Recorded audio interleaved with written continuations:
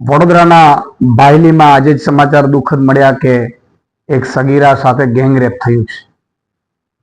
ગુજરાતમાં ભાજપની સરકાર અને એમાંય ખાસ કરીને મુખ્યમંત્રી ગૃહમંત્રીની અણાવડતના કારણે આજે દરેક દીકરીઓ અસુરક્ષિત મહેસૂસ કરે છે. જે રીતે ગુજરાતમાં દાહોદમાં એક નાની 6 વર્ષની બાળા સાથે બળાત્કારની કોશિશ થાય, ભાજપ સમર્થક એની હત્યા કરી નાખે.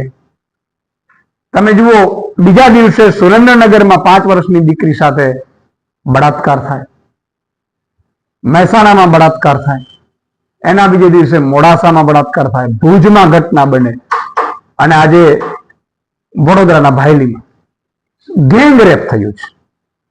આ ગુજરાત કોણે બનાવ્યું? આવું કઈ હાલતમાં ગુજરાતને કરી નાખ્યું છે? બહુ દુઃખદ છે. અત્યારે એટલી પીડા થાય છે. ગૃહમંત્રી એવી ફાંકા ફોજદારી કરતા હતા કે 5 વાગ્યા સુધી ગરબા રમી શકશે, 5 વાગ્યા સુધી ગરબા રમી શકશે. ગૃહમંત્રીએ 5 વાગ્યા સુધી ગરબા રમવા માટેની વ્યવસ્થા જ નથી કરી. આનો અર્થ એ થયો એમણે આઈજી સાથે, સીપી સાથે, ડીજીપી સાથે બધા સાથે મિટિંગો કરી અને પ્લાન કરવાની જરૂર હતી કે કેટલી સુરક્ષામાં કેટલા લોકો ક્યાં તૈનાત રહેશે.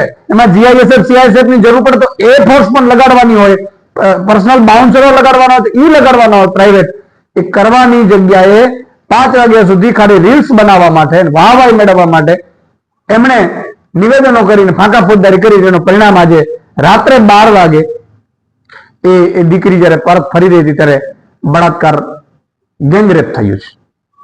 કોણ જવાબદાર આનો?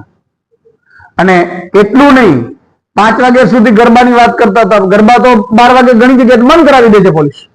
પોલીસ કમિશનર અને કલેક્ટર એમ કે છે ગૃહમંત્રીને ખબર નથી પડતી, 5 વાગ્યા સુધી ન રમાડી શકાય. તો તમે નક્કી કરો કે તમે શું કરી રહ્યા છો. અને આ જે ઘટના બની છે બળાત્કારની, હજી તો બીજા 7 દિવસ બાકી છે ગરબાના. તો તમે હજુ પણ એવી શું વ્યવસ્થામાં લૂફોસ રાખશો કે જ્યાં હજી પણ અમારી બહેનો દીકરીઓ છે એ કઈ બળાત્કારનો ભોગ બનશે કે કઈ હત્યા થવાનું આપણે થવા દેશું? તમે નિવેદન કરતા પહેલા મિટિંગો કરીને વ્યવસ્થા તંત્ર સુરક્ષિત કરવાની તમારે જરૂર હતી. આજે ખૂબ જ દુઃખદ ઘટના બની છે. હું એવું કહીશ કે ગૃહમંત્રી, મુખ્યમંત્રી છે એ ખરેખર આ સરકારને લાયક નથી. એમને રાજીનામું આપી દેવું છે.